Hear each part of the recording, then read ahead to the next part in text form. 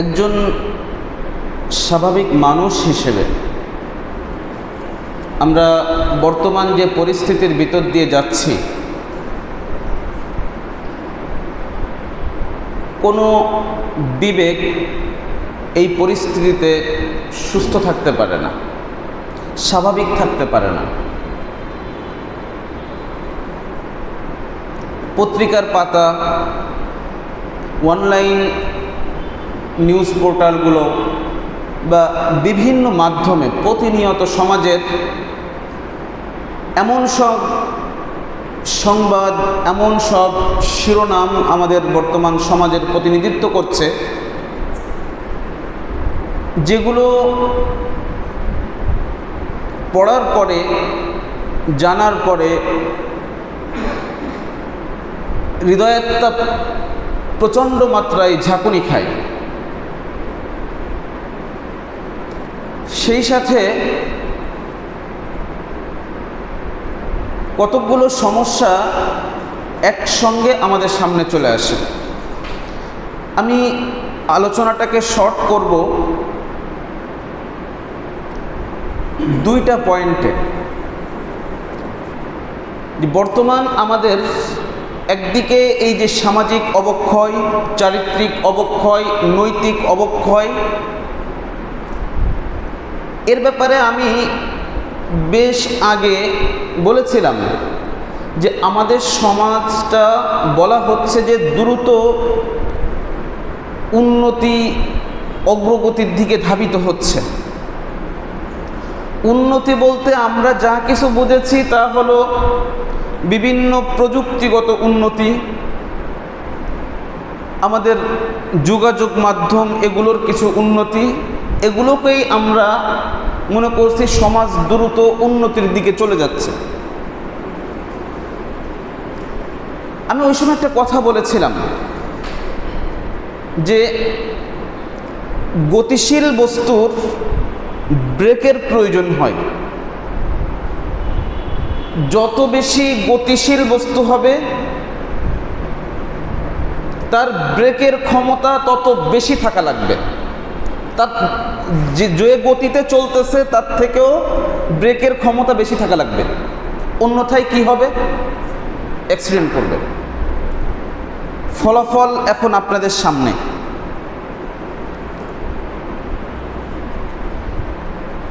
সেটা হলো যে আমাদের ওই যে উন্নয়ন দ্রুত গতিশীল একটা অবস্থা আমাদের উপর দিয়ে গেছে, যাচ্ছে, কিন্তু ব্রেকের ক্ষমতা নেই 1%।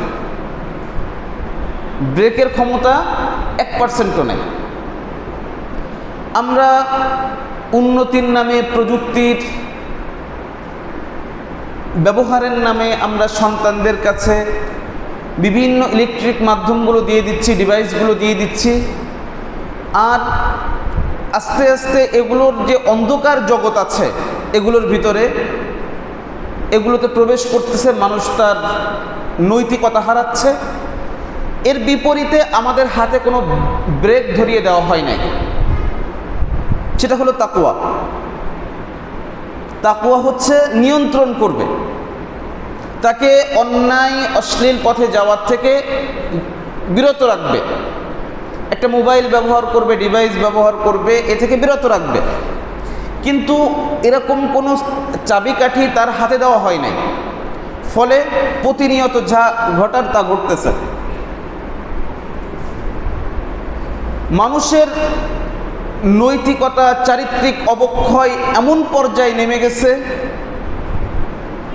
যে 6 বছর, 7 বছর, 3 বছর, 5 বছর, 4 বছরের শিশুরা পর্যন্ত এদের থেকে রেহাই পাচ্ছে না।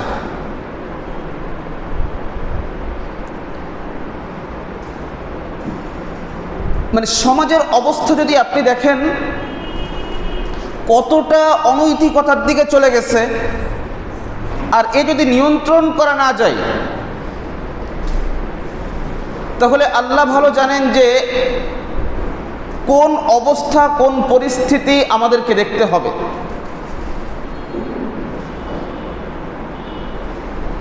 সেই সাথে সাথে আমাদের জন্য একটা আশার আলো হচ্ছে যে সমাজ আপনারা যতটুকু অল্প স্বল্প দাওয়াতের কাজ করছেন, মানুষের সাথে ইসলামী শরিয়া নিয়ে কথা বলতেছেন, অনলাইন মিডিয়াতে আপনারা ভোকাল হচ্ছেন, এসব কিছুর মাধ্যমে শরিয়ার চাহিদা, শরিয়ার প্রয়োজনীয়তা মানুষ আস্তে আস্তে অনুভব করতেছে।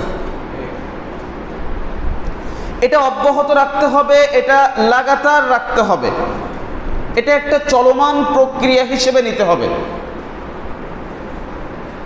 যাতে করে মানুষের ভিতর এই সমাধান হিসেবে ইসলামকেই গ্রহণ করা, এই মানসিকতাটা মানুষের ভিতর চলে আসে যে যত সমস্যা আমি দেখতেছি, যত সংকট, এসব কিছু এর সমাধান কোথায়? ইসলামী শরিয়ার কাছে। শরিয়া মানে এটা না যে হাত কেটে দিতে হবে, শরিয়া মানে এটা না যে আপনাকে কি করতে হবে, মানে শরিয়া প্রতিষ্ঠা হওয়ার পরের দিনই সব মানুষকে একটা স্টেডিয়ামে নিয়ে যে পাথর মেরে হত্যা করে ফেলতে হবে। আমরা শরিয়া মানে এসব বুঝি, শরিয়া মানে এটা না, শুধু শরিয়া মানে এসব না, মৌলিক শরিয়া একজন মানুষের গোটা জীবনকে সে নিয়ন্ত্রণ করবে। মানুষের নিত্য প্রয়োজনীয় জিনিস থেকে নিয়ে শুরু করে যাবতীয় বিষয়ের নিয়ন্ত্রণ থাকবে শরিয়ার হাতে। তখন মানুষের উপর জুলুম বন্ধ হয়ে যাবে। বাজারের নিত্য প্রয়োজনীয় যে দ্রব্যগুলো সহ যাবতীয় বিষয় সাধারণের নাগালের ভিতর থাকবে। অর্থাৎ একজন মুসলিম অমুসলিম শরিয়ার অধীনে যারাই থাকবে প্রত্যেকেই শরিয়ার সুফল ভোগ করতে পারবে। তো এটা হলো একদিকে আমাদের আশার বাণী, আর একদিকে আমাদের দুইটা শ্রেণীর সাথে সমানভাবে যুদ্ধ করতে হচ্ছে। একটা শ্রেণী হচ্ছে হিন্দুত্ববাদ এবং তাদের দোসর যারা আছে। আমি সাধারণ হিন্দুদের কথা বলি নাই, আমি বলছি হিন্দুত্ববাদের কথা। ইহুদি আর জায়নিজম আলাদা, যেমন হিন্দু আর হিন্দুত্ববাদ দুটা আলাদা বিষয়। আমি বলছি হিন্দুত্ববাদের কথা। আর অপরদিকে আরেকটা শ্রেণী যাদের সঙ্গে আমাদের মোকাবেলা করে লড়াই করে এগোতে হচ্ছে, তারা হচ্ছে মুনাফিক গোষ্ঠী। মুসলিম নামধারী, নিজেকে মুসলিম বলে পরিচয় দেওয়া মুনাফিক গোষ্ঠী। এই দুই শ্রেণীর সঙ্গে আমাদেরকে সমানভাবে লড়াই করে সামনে এগোতে হচ্ছে। উভয় জায়গায় আমাদের অস্তিত্বের সংকট রয়েছে। আমরা লড়াই করছি আমাদের শিকড়ের জন্য, আমরা লড়াই করছি আমাদের অস্তিত্বের জন্য। এটা যারা বুঝতেছে তারা এটা নিয়ে নিজেদের অবস্থান পরিষ্কার করতেছে, আর যারা এখনো পর্যন্ত বুঝতেছে না তারা এক ধরনের অলসতা এবং হীনমন্যতার ঘুমে আচ্ছন্ন রয়েছে। আমি দুইটা শ্রেণীর কথা বলেছি যে আমাদেরকে একসঙ্গে এই দুইটা শ্রেণীর মোকাবেলা করতে হচ্ছে। যেহেতু আল্লাহ তাআলা কুরআনে মুনাফিকদের ব্যাপারে বেশি আলোচনা করেছেন, আমরা মুনাফিকদের আলোচনাটা দিয়ে আগে শুরু করি। আপনারা দেখেছেন যে গত এই রামিসা ধর্ষণ পরবর্তী হত্যাকাণ্ডের পরে সোশ্যাল মিডিয়াগুলো প্রায় সর্বত্রই একটা দাবি উঠেছে, তা হলো কিসাস, হত্যার বদলে হত্যা। কেউ এটাকে শরিয়া দ্বারা ব্যক্ত করতেছে, কেউ এটাকে ব্যক্ত করতেছে এই রায়টা প্রকাশ্যভাবে বাস্তবায়ন করা হোক। সবগুলোই শরিয়ার চাহিদা। এটা হলো একদিকে জনগণের রায়। আপনি যদি এই ব্যাপারে গণ রায় নেন তো জনগণ সেটাই বলতেছে। যদি আপনি গণতন্ত্রের দিকে চলে যান এই মাসআলায়, তো গণরায় কি বলবে? গণরায় বলবে কিসাসের কথা, যে এমন ঘটনাগুলো যেন অন্তত কি হয়, কিসাস বাস্তবায়ন হয় এবং প্রকাশ্যভাবে যেন এই শাস্তিগুলো দেওয়া হয়। এটা স্বাভাবিকভাবে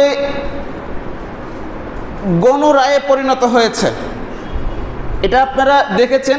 আমার মনে হয় না যেটা প্রমাণ করার জন্য আর কোনো দলিল দেওয়া লাগবে, আলাদা কোনো দলিল দেওয়া লাগবে এটার জন্য। আমার কাছে মনে হয় না যে আলাদা কোনো দলিল দেওয়া লাগবে। তাহলে এটা হলো একদিকে জনরায়, জনগণের মতামত। যখন গণতন্ত্রের মাধ্যমে নির্বাচিত একদল প্রতিনিধি সংসদে যায়, তখন তারা নিজেদেরকে বলে আমি আমার এলাকার একজন নির্বাচিত প্রতিনিধি। তার মানে তার কাজ হয় জনগণের অভিপ্রায় বাস্তবায়ন করা, জনগণের অভিপ্রায় বাস্তবায়ন করা। অভিপ্রায় কথাটা এজন্য নিয়ে আসছি যে বাংলাদেশের সংবিধানে এই শব্দটা রয়েছে, যে জনগণের অভিপ্রায়ে এই সংবিধান দেশের সর্বোচ্চ আইন। তার মানে যখন ৩০০ জন মেম্বার অফ পার্লামেন্ট মিলে একটা আইন বাস্তবায়ন করে, যেহেতু তারা জনপ্রতিনিধি, এই জন্য সেটা জনগণের ইচ্ছার প্রতিফলন হিসেবে দেখা হয়।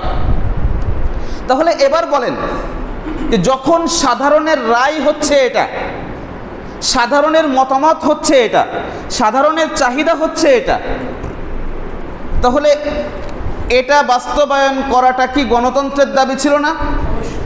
কিন্তু আমরা আগেও বলেছি যে আপনাদেরকে গণতন্ত্রের নামে যা শোনানো হয় এসব কিছু ধোঁকাবাজি, এসব কিছু ভাওতাবাজি, এগুলো টোটালি আইওয়াশ। জনরায় বাস্তবায়ন হয় না এর মাধ্যমে, জনগণের ইচ্ছার প্রতিফলন ঘটে না এর মাধ্যমে। যার কারণে দেখেন যে একদিকে যখন জনগণের এই দাবি উঠেছে, শরিয়া আইনের দাবি উঠেছে, কেউ ওপেন শরিয়া আইনের দাবি করেছে, কেউ বলছে প্রকাশ্য শাস্তি দিতে হবে, এটাও শরিয়া আইনের দাবি, কেউ বলছে কিসাস শব্দ দ্বারা ব্যক্ত করছে, কেউ হত্যার বদলে হত্যা চাই, এরকম বিভিন্নভাবে ব্যক্ত করেছে, কিন্তু যার মূল এক, যার মূল কি এক। এই দাবিটাকে উপেক্ষা করে বর্তমান সরকারের স্বরাষ্ট্রমন্ত্রী উনি তাচ্ছিল্যমূলক একটা মন্তব্য করে বলছেন, জনগণের এই দাবির পরিপ্রেক্ষিতে উনি বলেছেন যে আমরা মধ্যযুগে নাই, আমরা এখন কোন সময় নাই, মধ্যযুগে নাই। অর্থাৎ মধ্যযুগীয় বর্বরতার দিকে উনি ইঙ্গিত দিয়েছেন। দুটো প্রশ্ন এখানে। প্রথম কথা হচ্ছে, আপনি এখানে আসলে মধ্যযুগে নাই আমরা একথা বলে কি বোঝাতে চেয়েছেন? আমরা প্রথম ওনার একেবারে দূরতম ব্যাখ্যাটা গ্রহণ করি যে আমরা মধ্যযুগে নাই। তার মানে হচ্ছে ইসলাম এমন এক বর্বর সমাজে ইসলাম এসেছিল, সেই সমাজে ইসলামের ওই আইনগুলো দরকার ছিল। আমরা এখন আধুনিক যুগে রয়েছি, এখন আর সেই আইনটার প্রয়োজন নাই। এটা হলো দূরতম সব থেকে ভালো ব্যাখ্যা করলাম, দূরতম কিন্তু ভালো ব্যাখ্যা করলাম, সুধারণার ব্যাখ্যা করলাম। যদিও উনি এটা বোঝান নাই, যদিও উনি এটা বুঝাইছেন বলে আমার মনে হয় না কোনোভাবে, তারপরেও আমরা মানুষের কথার সর্বোত্তম ভালো ব্যাখ্যা নেওয়ার চেষ্টা করতেছি যে উনি হয়তো এটা বুঝিয়েছেন। তো কথা হলো যে আমরা তাহলে কোন অবস্থায় আছি? উনি বোঝাতে চাচ্ছেন যে আমরা জাহেলি যুগ পার করে চলে আসছি। জাহেলি যুগে যে ওই যুগের সমাধান হিসেবে আল্লাহ কোরআনে যে বিধান দিয়েছিলেন, ওই বিধান এখনের জন্য প্রয়োজন নাই বা এখনের জন্য প্রযোজ্য নাই। কারণ হচ্ছে আমরা এখন আধুনিক যুগে আছি, আমরা এখন আধুনিক যুগে আছে। যদিও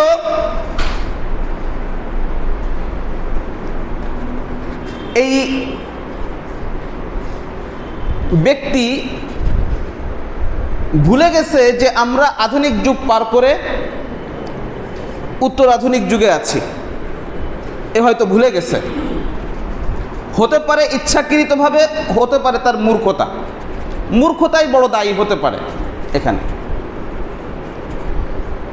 তো এখানে একটা বড় পয়েন্ট দেখেন যে তাহলে উনি বলতে চাচ্ছেন যে আমরা জাহেলি যুগে নাই, আমরা মধ্যযুগীয় তথা সাহাবাদের ওই যুগে নাই।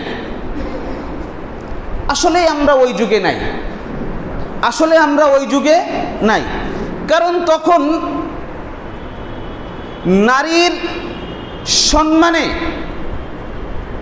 নারীর সম্মান রক্ষার জন্য অস্ত্র হাতে তুলে নেওয়া হতো। আমরা সেই যুগে নাই, কারণ সেই যুগে এমন অন্যায়ভাবে হত্যাকাণ্ড ঘটালে দ্রুত সময়ে, সবচেয়ে দ্রুততম সময়ে সেই বিচার কার্যকর হতো। অবশ্যই আমরা সেই যুগে নাই। আমরা সাহাবাদের যুগে নাই, কারণ নারীদের সম্মানে ওই সময় মানুষ মাথা নিচু করে চলতো। আমরা অবশ্যই সেই মধ্যযুগে নাই, আমরা আছি তার থেকেও আরো বড় জাহেলিয়াতের যুগে, তার থেকে আরো বেশি মারাত্মক জাহেলিয়াতের যুগে আমরা এখন রয়েছি। আপনাকে ধন্যবাদ এই জায়গাটাই যে আপনি স্বীকার করেছেন, কিন্তু যদিও আমি জানি আপনি এটা উদ্দেশ্য নেন নাই।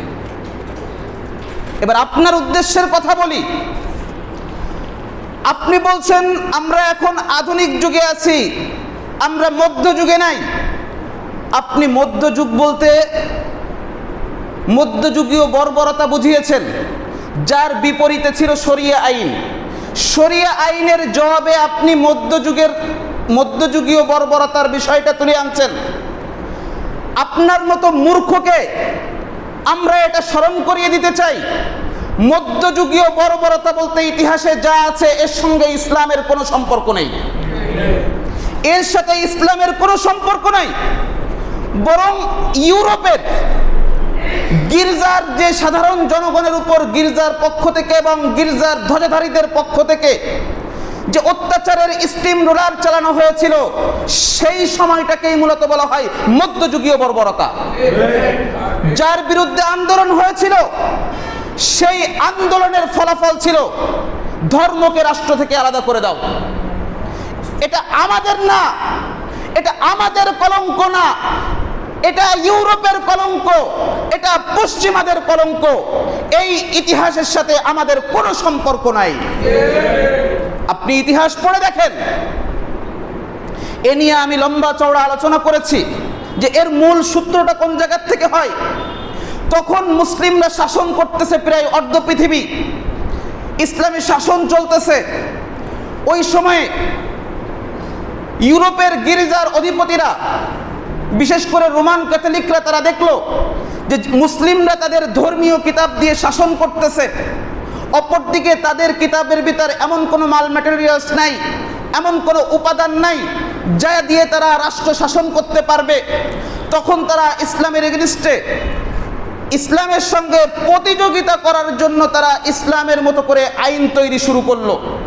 কারণ তাদের কিতাবকে, তাওরাত বলেন, ইনজিল বলেন, এই কিতাবকে আল্লাহ তাআলা আধুনিক যুগের চ্যালেঞ্জগুলোর মোকাবেলার জন্য কোন উপাদান আল্লাহ তার ভিতর রাখেন নাই, কারণ আধুনিক যুগের জন্য এই কিতাব আল্লাহ পাঠান নাই।